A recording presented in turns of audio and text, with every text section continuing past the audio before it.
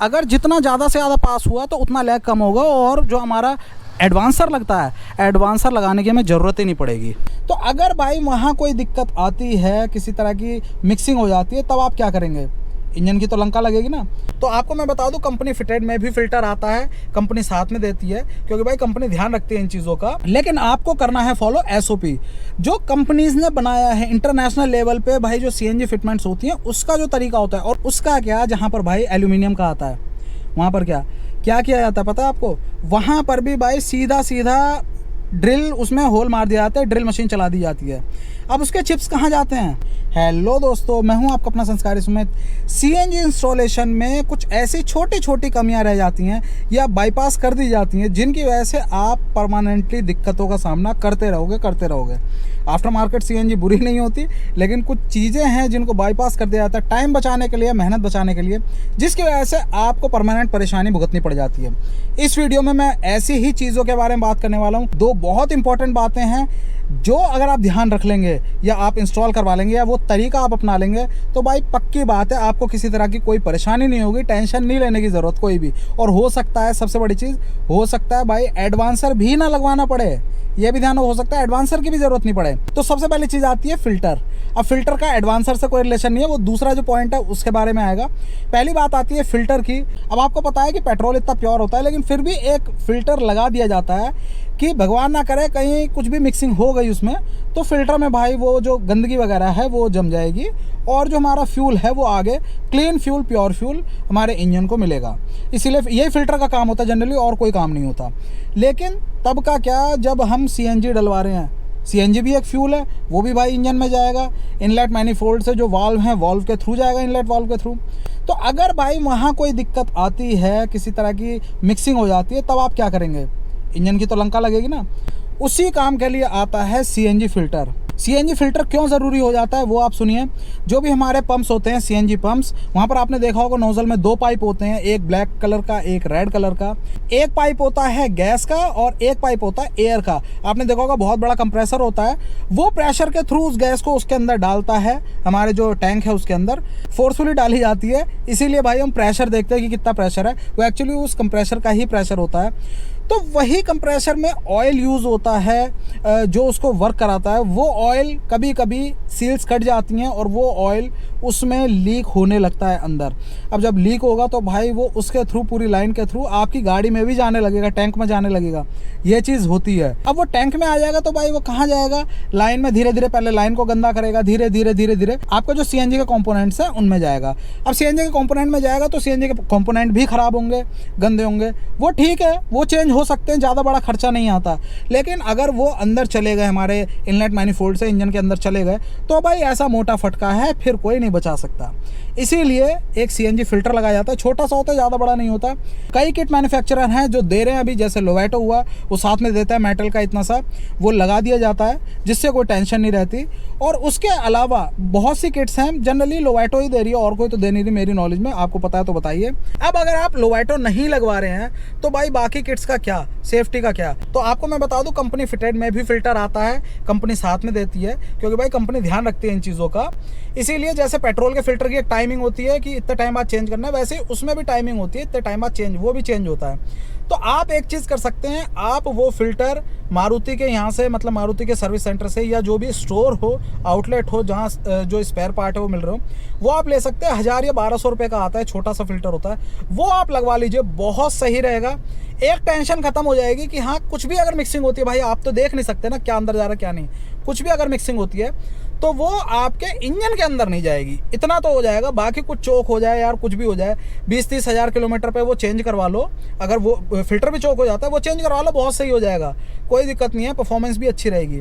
लेकिन धीरे धीरे हम ये कहते हैं यार पहले अच्छी चलती थी, बाद में बिगड़ गई है गाड़ी या कुछ है, तो भाई वो चीज़ें अंदर चोक होने लगती हैं, जो गंदगी जाती है उसकी, इस वजह से परफॉर्मेंस पे भी इफेक्ट पड़ता है। मारुति में शेड्यूल्ड है 20-25 हज़ार 30 हज़ार किलोमीटर पे वो चेंज करने को बोलते हैं। कुछ सर्विस सेंटर वालों को नहीं पता होता, लेकिन आप डिटेल में जाओगे, जो उनके सीनियर्स होते हैं उनसे बात करोगे, तो सीएनजी गाड़ियों में वो फ़िल्टर भी चेंज करना ज़रूरी होता है। 1000 रुपये खर्चा आएगा, 1000-1200, वो आप ले लो फ़िल्टर और लगवा लो अपनी में, सारी टेंशन है ख़त्म।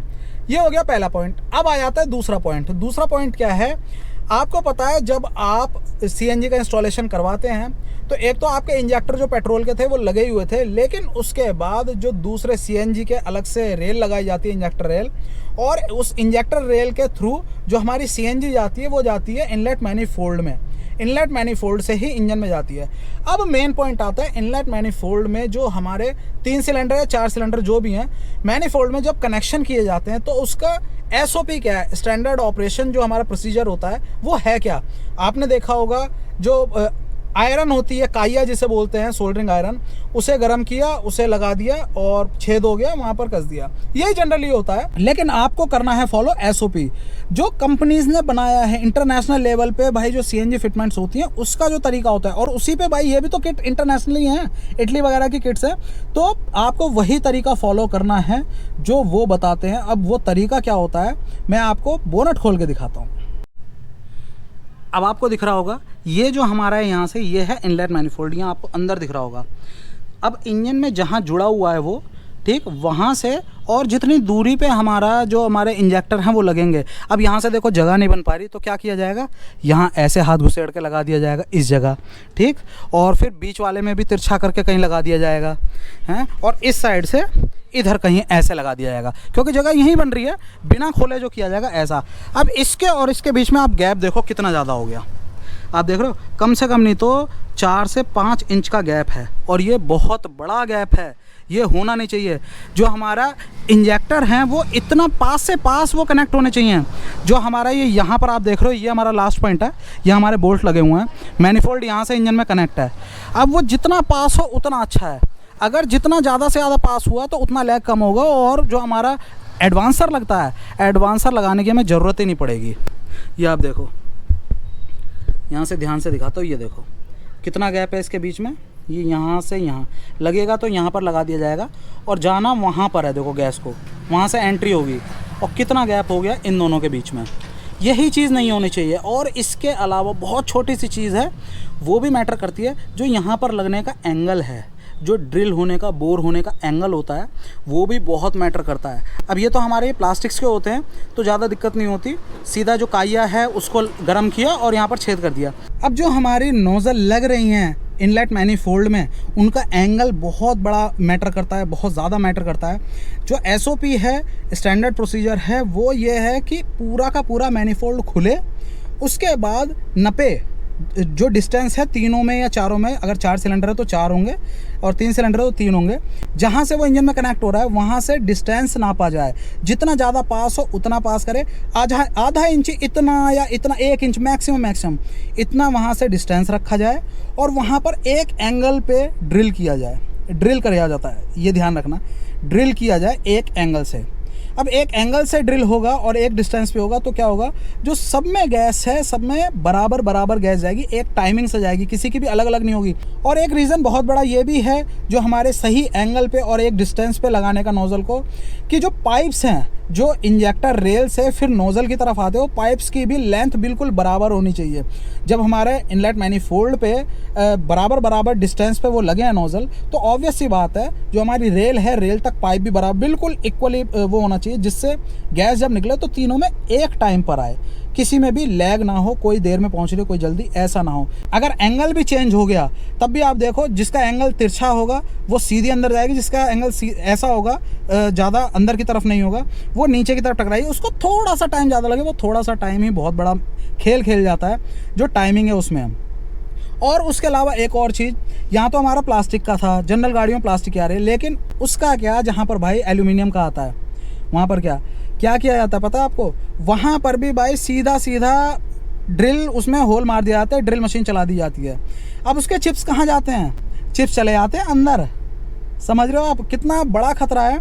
जो चिप्स हैं, चूरा है एल्यूमिनियम का, वो भी अंदर चला जाता है, और वो अंदर जाके कहाँ, जब स्टार्ट करेंगे आप तो सीधा खिंच के आता है, कहाँ आएगा, सीधा खिंच के आ जाता है अंदर, क्योंकि बाहर जाने की तो जगह नहीं होती। ये आपके इंजन की लंका लगा देगा, ख़त्म कर देगा इंजन को। छोटी सी कमी है, तरीका इसीलिए ये दिया गया होता है कि पूरा का पूरा इनलेट मैनिफोल्ड खोलो, और डिस्टेंस नापो, जहाँ से वो लग रहा है हमारा इंजन में कनेक्ट हो रहा है वहाँ से डिस्टेंस नापो।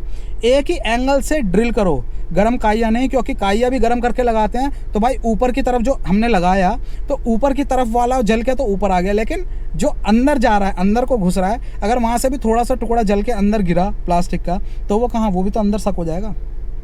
ये बहुत छोटी छोटी चीज़ें हैं, लेकिन इंटरनेशनली इन्हीं को ही अपनाया जाता है।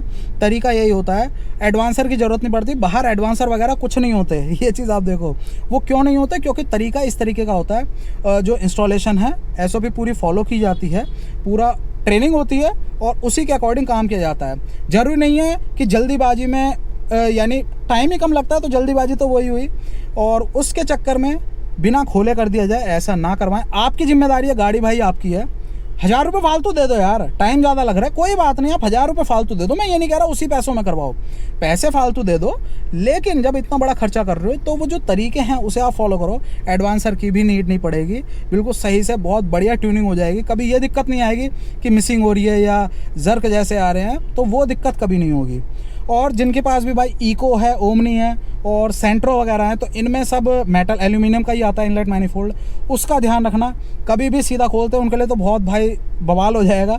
कभी भी खोलते ही सीधा खोला और सीधा ड्रिल मारनी शुरू कर दी, वो कभी मत करवाना। पूरा का पूरा खुलवाना मैनिफोल्ड और उसके बाद ड्रिल करवा के जो अंदर से सरफेस है उसको भी साफ़ करवा देना, जो चिप्स होंगी, और फिर उसके बाद लगवाना। और बाकी का तो मैं कह ही रहा हूँ, खुलवा के ही करवाओ, काम खुलवा के ही करवाओ, आपकी टेंशन ही कम होगी।